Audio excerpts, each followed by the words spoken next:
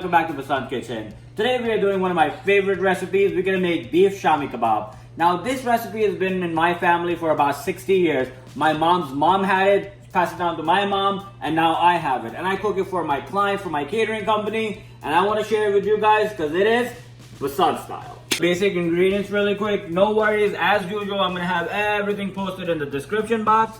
We have fresh garlic, green chilies, black cardamom pods, black Zeera, ginger, black pepper, red chili, salt, bay leaves, cinnamon stick, black cloves. I'm using 5 pounds of top round beef, cilantro, 2 cups chana dal. I had it soaking overnight, 1 medium onion, eggs, flour, 5 cups of water. So this is it, guys. This recipe is extremely simple. There's a few ingredients, we put them together, we boil it, then we run it through the food grinder, make a paste, and then we make kebabs.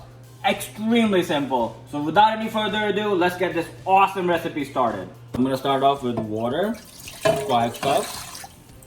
I'm gonna add chana dal. Gonna add beef.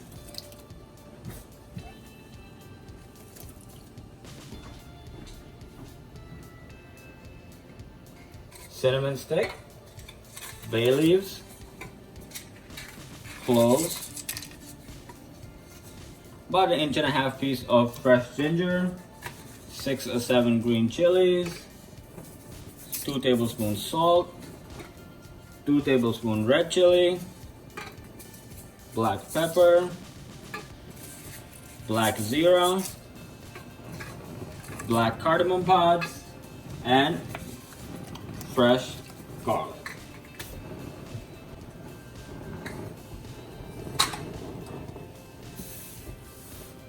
It's super hot.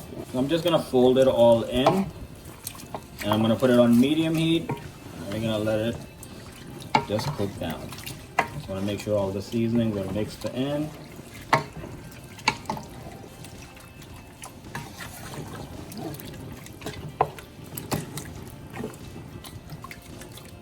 So this is it, guys. We got the hard part done. We have to bring it to a boil. We have to make sure meat is tender, all the water is evaporated, everything is nice and tight, so we can run it through the processor and get a nice taste out of it so we can make the kebabs.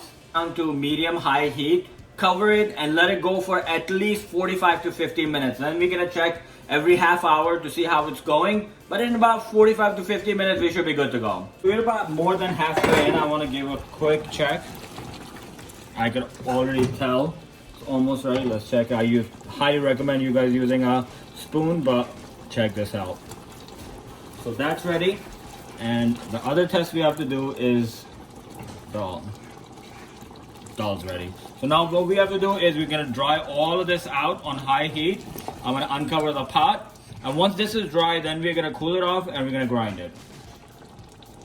So this is exactly what you guys want. Masala is completely ready, completely dry, and I want you to see how tender the meat is. That's what you want. Sometimes, depending on how tough the meat you bought is, it plus minus 10, 15, 20 minutes, but this is the consistency you want. Put it on medium-high heat and let it go every 20 minutes or so. Keep stirring it, checking it, and as soon as you see the meat is getting tender, the dal is already cooked, and the water is drying out, then you uncover it and then you cook it, uncover till it's completely dry. Now I'm gonna show you the coolest thing of this recipe, how we're gonna grind this. Here's my KitchenAid mixer. I have the meat grinder attachment on it, and we're gonna start it on high. Let's take it for a spin first, see how it works. Nice. All right.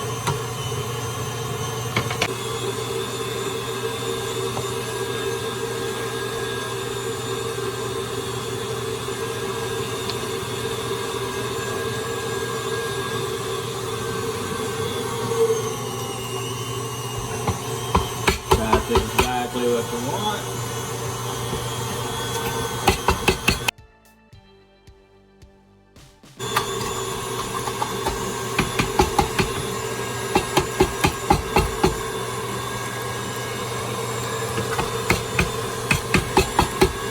Hard part is over. Mix is about 75% ready, and I want you to look how consistent it is, and it binds so beautifully. There's no moisture in it, but it's not completely done. There's a few really cool steps that we have to do. We're gonna add the green masala, we're gonna add the eggs as a binder, and then we're gonna fry them.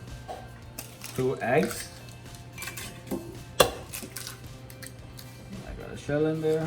1 bunch cilantro. I'm gonna add 1 onion, and we're gonna grind it really quick. My food processor, and I completely ground them. But before I add them to the mix, what I'm gonna do is I'm gonna show you 1 extra step. We're gonna get rid of all the liquid that came out of the onion so it doesn't go in our mix and make it loose, because you don't need it. It's seasoned.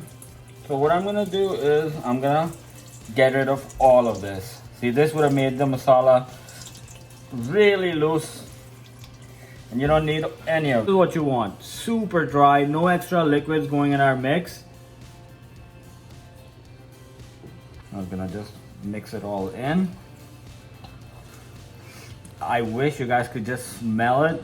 Growing up, this used to be my favorite part. As soon as this was ready, before my mom would add eggs to it, I would just start eating that. I love Shami Kababs. They're like one of my favorite kebabs. So it's nicely mixed. I like to take my time and make sure all the green masala is mixed in properly. But I want you to come over here and see one thing, which is the most important thing in this. Look how beautifully dry it is. It's not gonna be loose when you make the kebab. It's gonna stick together. So we have the mix completely ready for the kebabs. I'm gonna show you a really neat trick. Just take your regular wax paper. I'm gonna cut it in the middle.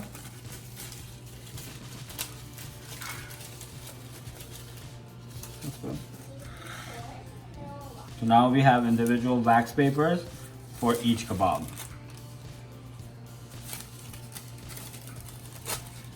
I'm using a regular cap. I'm gonna cover it with saran wrap, and we're gonna make even kebabs. It's the coolest and the simplest trick. Take it and you just press it in. Make sure you cover all the corners. Don't overstuff it, but press it in really good. Gets nice and compact. What I do is let me just open it up. Now check this out.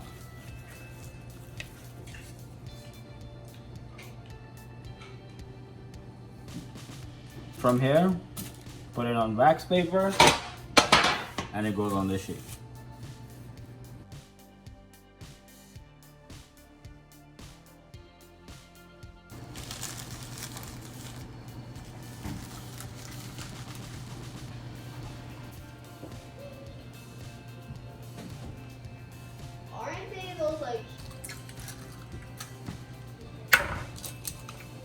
So now we are at about 90% of the video being completely done. I want you to come look at the kebabs. We made the patties and we separated them. I like extra large baked kebabs because that's just how it is. But you can obviously make them small. I'm gonna walk you through our dredging station. We have the kebabs. They're gonna go in the flour, egg, and in the frying pan.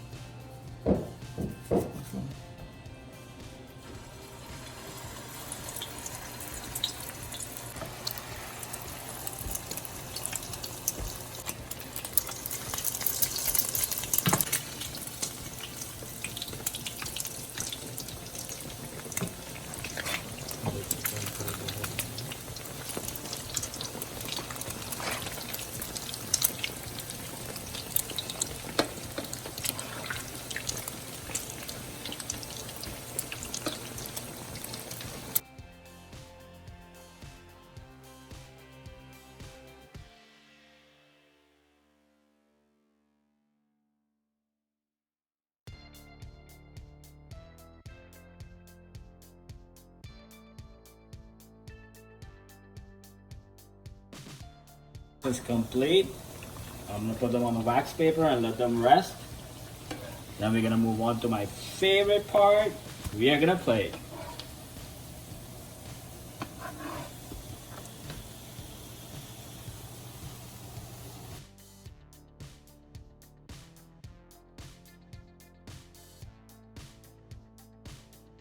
This is it, guys. The recipe is complete, and I wish you could just smell them. They are gorgeous, the consistency, and we made them extra large, but you don't have to go this big. You can make them smaller. I just like ginormous Shami Kababs. This is my thing. That's how my mom used to make. So I figured I'd show you exactly how I like them. So guys, I hope you enjoyed this recipe because I had a great time making it. Please remember to like, subscribe, and share, and we will get you guys next time, Masala style. For my favorite part, I made a little extra well done one for myself. Alright, well, there's only one way to do this.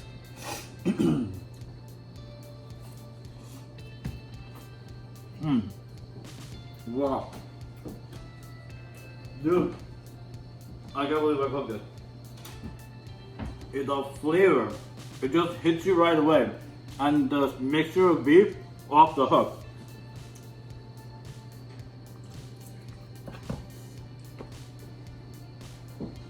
That's what I'm stopped.